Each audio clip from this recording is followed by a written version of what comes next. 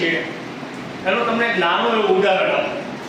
આજે તમને ઘરે ઘરે નળ આવી ગયા, પણ આજથી 40 વર્ષ પહેલાં હું મારા ગામડાની વાત કરું તો કૂવાની અંદરથી પાણી સીંચવું પડે.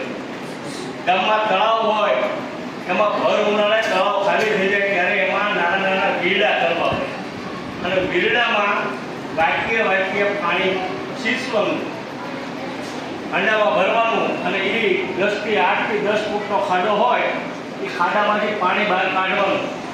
રાત્રે 2:30 વાગ્યા સુધી પાણી ભરેલા, રાત્રે 2:30 વાગે વારો આવે, આખા ગામને એક જ બીરડો પાણી આપતું હોય. ત્યારે આપણને આપણી પરિસ્થિતિની ખબર પડે સાચી પરિસ્થિતિ શું છે. આપણે અત્યારે નળ ખોલી પાણી આવી જાય, આપણને ઓલી નથી મફતનું મળી જાય, પણ જો આવી રીતે આપણે પાણી મેળવશું તો આવતી જિંદગી કદાચ આપણને પાણી પાવડે મળશે. અત્યારે આપણે બોટલે મળે, પણ હવે પાવડે મળશે છે. રોકી પાણી આપવામાં આવશે. ખેતી માટે આપણે જે કંઈ ખાઈએ છીએ પીએ છીએ એના માટે પાણી જરૂરિયાત છે. પહેલું તો અનાજ જ ન ઉગે, શાકભાજી ન ઉગે, એટલે આપણે સૌ પ્રથમ તો જળ જે આપણી જરૂરિયાત છે એટલું જ લેવું જોઈએ. એનાથી વધારાનું પાણી ન લઈએ. એટલે આપણે જળ બચાવ્યું. આમાં જળ બચાવવું એના માટે મોટો કંઈ કાર્યક્રમ કરવાની જરૂર નથી. ગાંધીજી સાબરમતીના કાંઠે બેઠા આપણે પાઠ ભણતા કે સાબરમતીના કાંઠે બેઠા એક લોટો પાણી લઈ અને મોઢું ધોવે. કોઈ એને ઠોવા મારે કે આવડી મોટી નદી વહી જાય છે, એક લોટો પાણી લઈને મોઢું ધોવો. ગાંધીજી બહુ સરસ કહેતા કે આ જળ છે ને મારા હેઠળા માટે આ બધા માટે છે, પશુઓ માટે છે, પંખીઓ માટે છે, ઝાડો માટે છે, વૃક્ષો માટે છે. અને આ અમદાવાદની આવડી મોટી પબ્લિક છે કે પ્રજાને પહોંચતું કરવાનું. ત્યારે આપણને વાસ્તવિકતાની ખબર પડે કે આ જળ ગાંધીજીએ એક લોટો જરૂરિયાત હતી એટલું જ લીધું. આપણે આજે આ જળ આપણે જ કેમ નથી?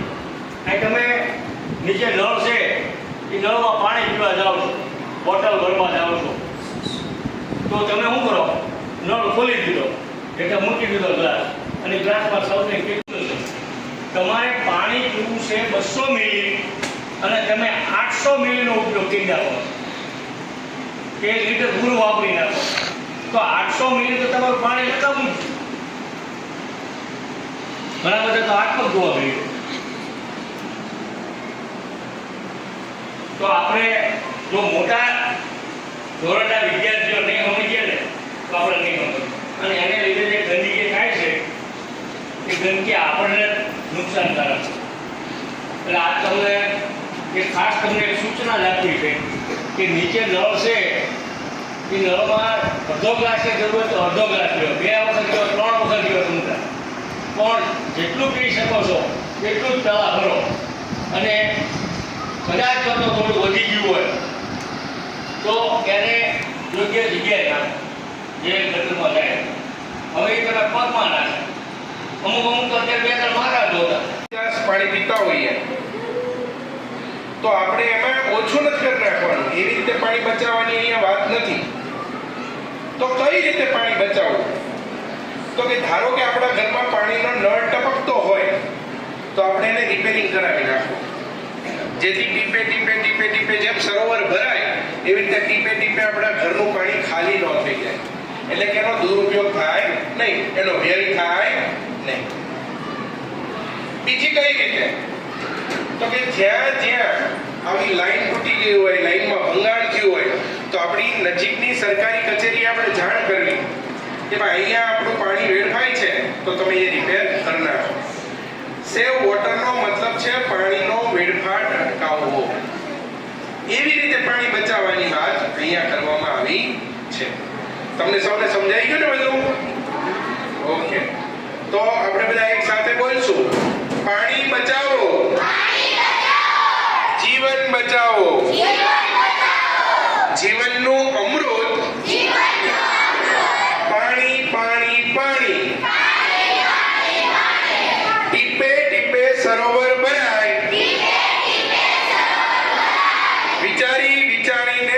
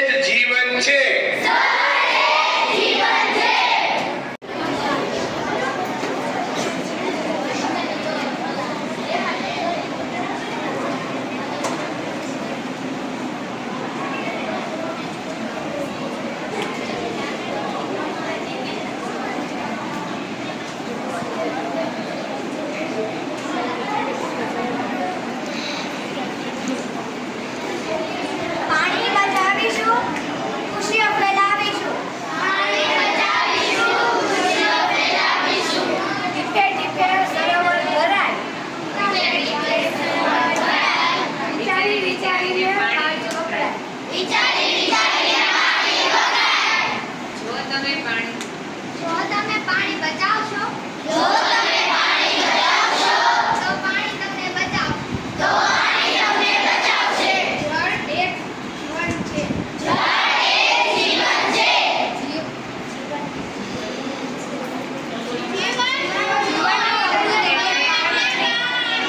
પાણી બચાવો, પાણી બચાવો, જીવન બચાવો. પાણી બચાવો, જીવન બચાવો.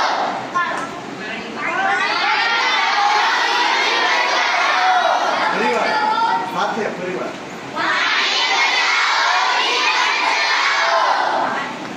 જીવનનું અમૃત એટલે પાણી. પાણી બચાવો, જીવન બચાવો.